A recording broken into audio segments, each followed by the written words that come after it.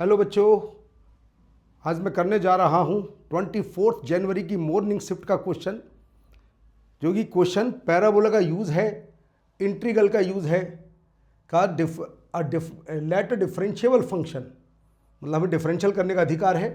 Satisfy the equation 0 to 36 f tx upon 36 dt for alpha fx if y is equal to fx is a standard parabola। Standard parabola 11th class में पढ़ते थे, y square is equal to 4ax, y square is equal to -4ax, x square 4ay, x square is equal to -4ay। इस type के standard parabolas होते हैं, यानी कि x में 2 डिग्री, y में 1 डिग्री और x में 1 डिग्री, y में 2 डिग्री, उसका नाम होता है स्टैंडर्ड पैराबोला। अब कहता हूँ वो स्टैंडर्ड पैराबोला इन पॉइंट से पास होते हैं, तो बताइए बीटा की पावर अल्फा क्या है। उससे भी पहले जरूरी कि मुझे फंक्शन का पता तो लग जाए। पहले फंक्शन क्या है, पहले फंक्शन सोल्व करता हूं, पहले मुझे इक्वेशन तो आ जाए, फंक्शन सोल्व होकर y is equal to f x आ जाए। तो कैसे करेंगे सोल्व, देखिए जरा ध्यान से। इंटीग्रल 0 to 36, मैं बिल्कुल बेसिक कंडीशन सोल्व करने जा रहा हूं, पुट नहीं करूंगा कुछ भी। f tx upon 36 dt for alpha f x. अब मैं सिंप्लीफाई करना शुरू करता हूं। देखिए ये t का फंक्शन है dt, t variable x constant है। अगर t के अंदर में 36 का मल्टीप्लाई करता हूं तो बाहर भी मल्टीप्लाई। मैं कॉन्ट्रैक्शन प्रॉपर्टी का यूज करने जा रहा हूं, जो मुझे बहुत अच्छी लगती है। या तो कोई t माने, मैं t नहीं मानता हूं। t के अंदर में 36 का मल्टीप्लाई तो बाहर भी मल्टीप्लाई, और लिमिट में t 36 से डिवाइड। तो लीजिए, तो 36 से तुम्हें छुटकारा मिल जाता है, tx is equal to dt आ जाता है जी। फिर देखो ध्यान से, t के अंदर में 36 का मल्टीप्लाई कर रहा हूं तो बाहर भी मल्टीप्लाई, लिमिट में 36 का डिवाइड, इसी का नाम कॉन्ट्रैक्शन प्रॉपर्टी है।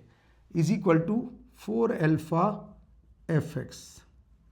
भाई अभी भी काम नहीं चल रहा, अभी भी t के साथ x है, इस x को भी गायब करना होगा। तो मैं क्या करता हूं, t में x से डिवाइड करता हूं तो बाहर भी डिवाइड, लिमिट में x का मल्टीप्लाई। तो लीजिए, t में x का डिवाइड तो बाहर भी डिवाइड, और लिमिट में x का मल्टीप्लाई।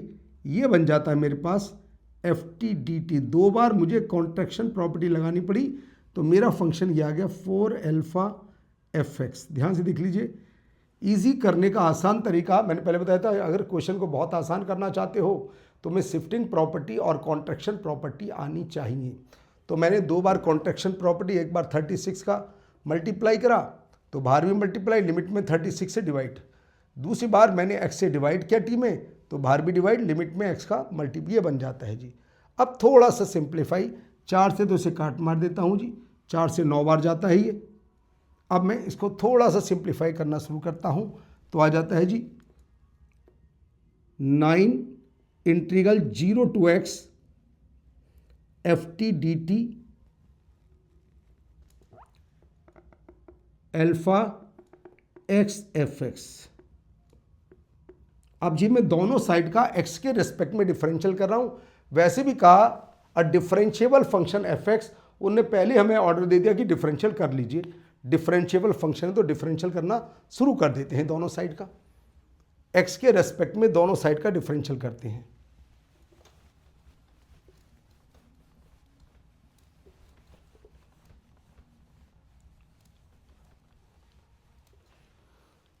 डिफरेंशियल लेफ्ट का तो हो जाता है जी 9 एफ एक्स, उधर का अगर ये फर्स्ट सेकंड से, फर्स्ट सेकंड का डिफरेंशियल प्लस सेकंड फर्स्ट का डिफरेंशियल, सबको उठाकर इधर लाइए।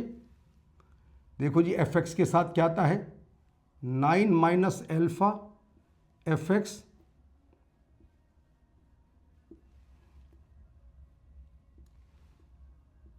और उधर आ जाता है जी alpha x f dash x, और सिंप्लीफाई कर देते हैं जी। क्योंकि एफ एक्स का डिफरेंशियल एफ डैश एक्स है। तो ऐसे कर लेते हैं, एफ डैश एक्स को तो ऊपर लिख देते हैं और एफ एक्स को नीचे लिख देते हैं जी। और इधर आ जाता है जी alpha upon 9 minus alpha into x 1 upon x, ये आ जाता है जी मेरे पास। बस ये अब तुम्हें दोनों साइड का इंटीग्रल, क्योंकि नीचे का डिफरेंशियल ऊपर लॉग आ जाएगा और इधर भी लॉग आ जाता है, तो दोनों साइड का मैं एक्स के रेस्पेक्ट में इंटीग्रल करने जा रहा हूं। एक्स के रेस्पेक्ट में इंटीग्रल कर देता हूं दोनों साइड का, तो क्या होता है देखिए,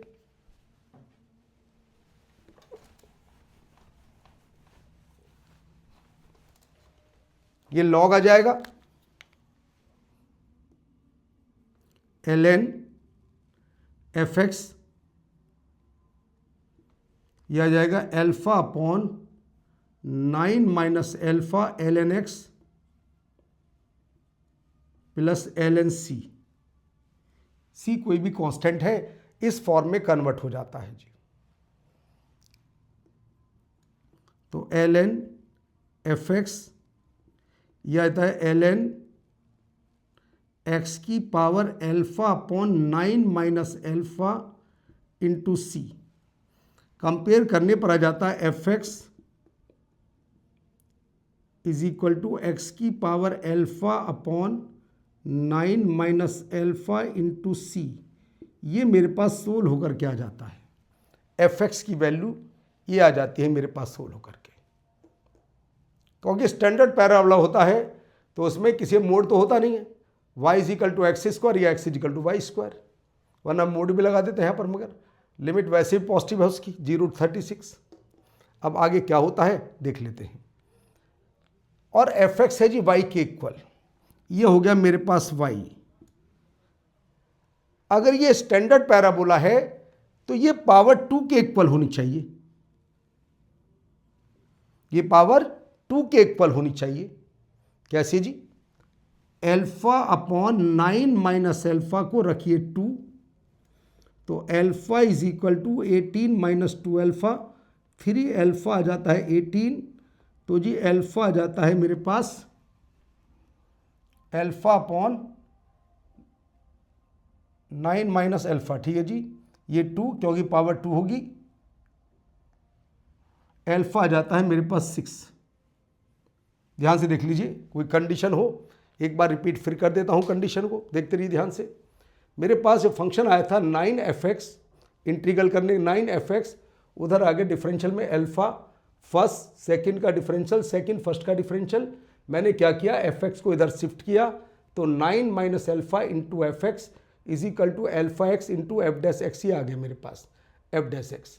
अब f dash x upon f x, ये आ जाता है f dash x upon f x, और ये आ जाता है, हाँ जी यहाँ थोड़ी मिस्टेक है, f dash x upon f x, तो ये आ जाएगा 9 माइनस एल्फा अपॉन एल्फा आएगा जी, 9 माइनस एल्फा अपॉन एल्फा। देखो जरा ध्यान से, यहाँ लिखने में गलती है, कांस्टेंट का फर्क आ गया, 9 माइनस एल्फा अपॉन एल्फा, और सब कुछ सही है, ये लीजिए 9 माइनस एल्फा अपॉन एल्फा,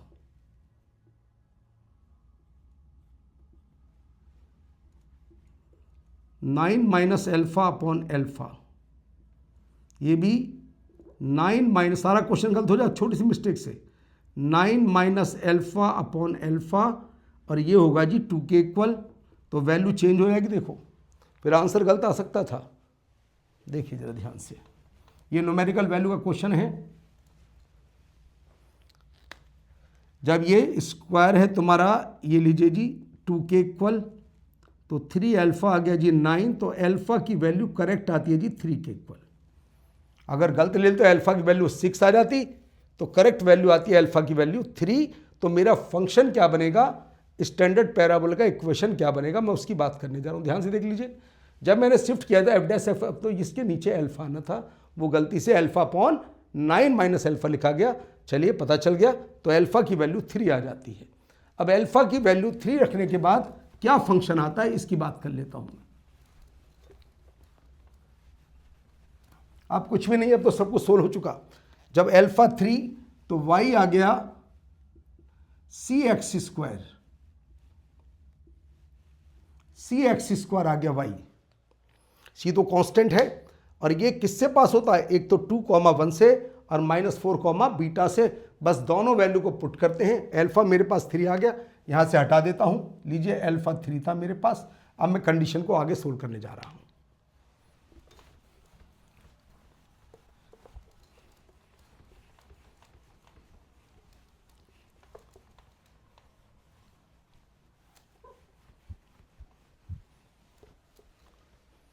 अब पास करता हूँ 2,1 से,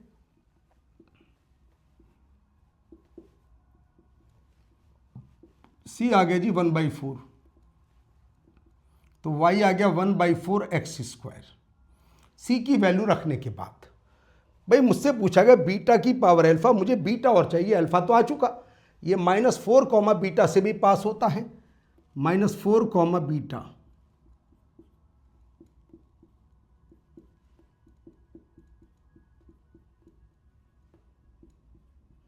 तो लीजिए बीटा आ जाता है जी 4, अल्फा 3, बीटा 4। क्या पूछा गया जी, पूछा गया बताओ जी बीटा की पावर अल्फा क्या है, यानी कि 4 की पावर 3। ये तो आ गया जी 64 इज करेक्ट आंसर।